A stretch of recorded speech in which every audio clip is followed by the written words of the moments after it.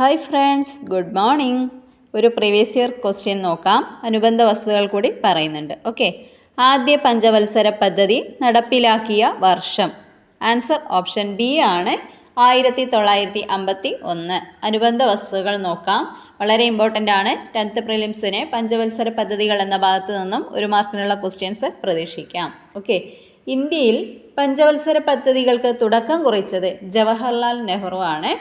പഞ്ചവത്സര പദ്ധതികൾ എന്ന ആശയം ഇന്ത്യ കടമെടുത്തത് എവിടെ നിന്നെന്ന് ഒരുപാട് തവണ ചോദിച്ചിട്ടുണ്ട്. എവിടെയാണ്? Soviet union. പഞ്ചവത്സര പദ്ധതി ലോകത്ത് ആദ്യമായി നടപ്പിലാക്കിയത് ജോസഫ് സ്റ്റാലിനാണ്, സോവിയറ്റുകാരനാണ്.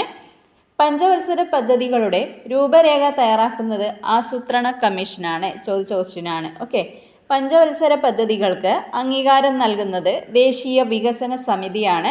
1952 ഓഗസ്റ്റ് 6-നായിരുന്നു.